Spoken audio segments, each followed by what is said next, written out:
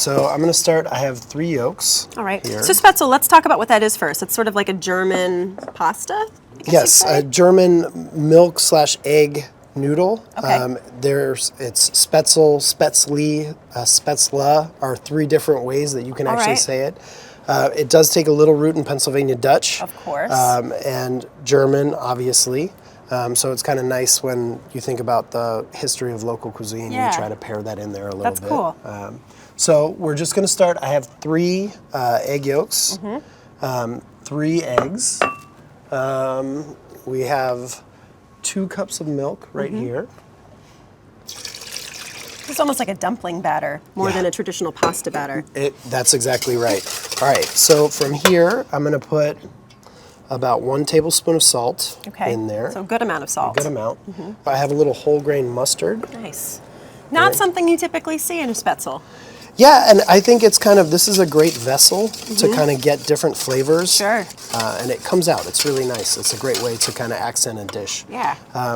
So next, I'm even if you could just hold this for 1 second, I'm going to take some parsley, and I have a little bit of dill, which is kind of nice. I feel like for me, this is kind of every year I have 1 or 2 ingredients that I kind of get reacquainted with. And dill is kind of that ingredient for me this year. It's just amazing, the freshness, the brightness it adds to things. Yeah, dill's a great herb. It's your flavor of the week. Yeah, so I'm just going to I took that dill, I'm just going to roll it up in my parsley. Okay. And I'm going to come in here and just kind of backslice that or chiffonade. That's your signature backslice. It's funny, I've been doing it for so long, I forget that most people don't do it. Most people don't. We work with a lot of different chefs on the show, and you're one of the only ones who does this technique. But it's really nice because it really allows your knife to slice whatever you're cutting. It helps kind of keep the cell walls intact. It holds up better. You can see just how green the herbs still are. Like if you were just hacking away at those with a knife, they would get all browned up immediately. And you would tend to start to see like almost that chlorophyll or the moisture kind of leak out. Right. So I'm just going to scoop this guy, drop this guy right in. That'll add a nice fresh flavor to this. Yes. And so next, I'm going to come in, just add a little bit of pepper to it. We'll give this a really good whisk. And then if you want to take the flour, and I'm using, this is a high gluten flour or bread flour. All right. And just kind of slowly go. We're all of it? Not going to use all of it. Yeah, we'll see how we get. All right, you tell me when. All right. This would probably take about 4 cups of flour to the recipe that we're doing. But I'll add until it starts to kind of stand up a little bit and not just fall right down. So you can go, yep. All right, now we're getting close. Okay. And this is one of those things that's fun to kind of play around with. You know, I feel like your eggs are always a little bit different size. Yeah, sure. So what you want to do, you want to have it just kind of hold shape. If you go too much, you're going to get a really small Spätzle because the gluten's going to be developed, where it's that magic where you get it just the right amount of flour in there, where you get some really beautiful noodles. So I think we need just probably about, a little bit more? Yeah, a little bit more there. All right, I think that's probably going to be just where we... Okay, now how much will this make? So this is going to make a good bit. Yeah. This batch here would probably, you could probably easily do a dinner for 4 to 6 people. Yeah. All right, so we can kind of see how it just holds its shape for a little bit before it drops down. Yeah. So that's right where we want it. So all right, great. If we were at home, what I would do is I would let this rest. Is it going to thicken up a little bit more as it rests? Oh, or? you know what? Thank you. Okay. We're going to add a little butter. That's a little warm, so all just of be it, careful. or? Not all of it.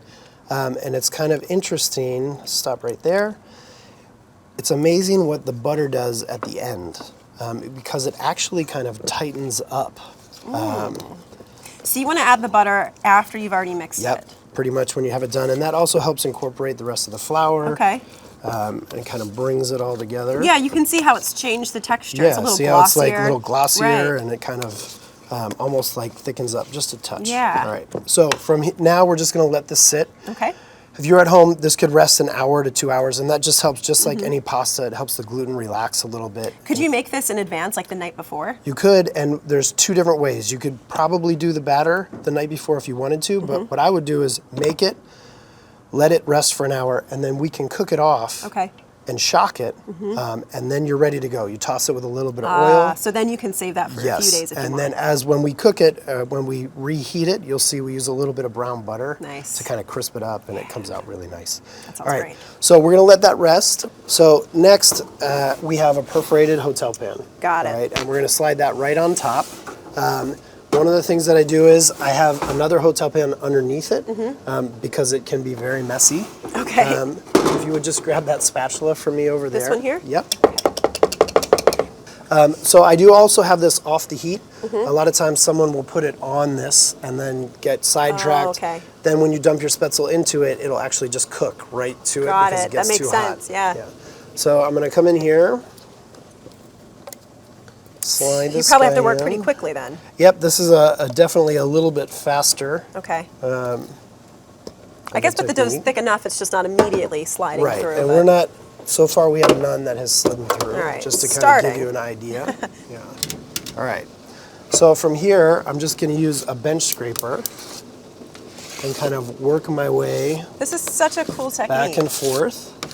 And so as I'm doing this, if you watch, I'm really pushing down. Okay. All right, as I go. Right. And I want to be careful to get it as even as I can. All right. The same principle, if I let it sit too long in one spot, that dough is going to really start to cook.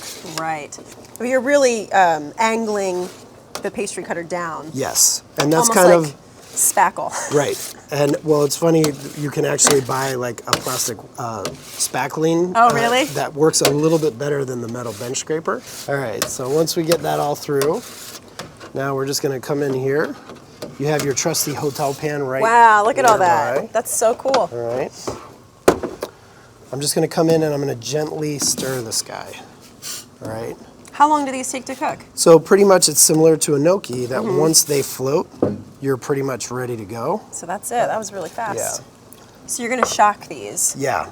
You could potentially right now serve these. So you would go right into the brown butter straight from here. And the reason that I'm not going to is because they have so much moisture on them that I don't want it to kind of make a mess. Okay. So a lot of times this is the part where if we come into here, now we have them, we can clear off the ice, dry them off a little bit, toss them in oil. So you can get that crispiness on them. Exactly. So now, like when you're cooking pasta, a lot of times you want to utilize that starchy water to help make a sauce. Is that not so important That's here? not so important with this one, especially because the brown butter, Right. Sometimes that'll just end up sticking together. Gotcha. All right, so now that we have these in here, one of the things that's kind of cool, as long as you have the right amount of ice, now I can kind of come in, most of the ice is melted, so I can literally just scoop that off. And the reason I bring that up is because if you get ice in your spätzle, that's moisture, and as it melts, if you store it, the ice cubes are still in there. That's going to kind of affect your sear. It's also going to sog out your spätzle. True. All right. And I'm just going to dump a little of this out for now. If you want to take a little taste, I do. The mustard. It's kind of amazing, So unique. right? It's subtle, but I love it. All right, so next I'm going to put this guy on. We'll add a little bit of butter to it. All right, so we're going to wait till this browns. Okay. And then that's kind of the key. One of the things with spätzle is you have to have a hot pan. The brown butter is also, very big in German cuisine, so it's flavor. But it's also telling us that the pan is hot enough to take the spätzle. Okay, to get that crispiness. Because if it's not hot enough, it's just going to stick to the pan. Got it. Which is never fun. No, definitely not. All right, so we're just going to let that get a little bit Now hotter. you're using looks like a non-stick pan. Is that important here or not so much? So it's really the heat is, you can use a stainless steel, but if you have a non-stick, it is really nice to do it that way. It gives you a little extra little insurance, leeway, little insurance. Okay, so we have some really nice brown butter there. Oh, you can smell it. It's one of my favorite smells and flavors on the planet. All right. So I'm going to go ahead and drop these guys right in.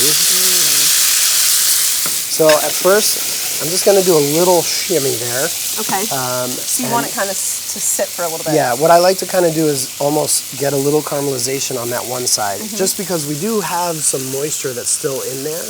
So if I toss it right away, it's going to cool the pan off, and we're not going to really get the crispness that we want. All right.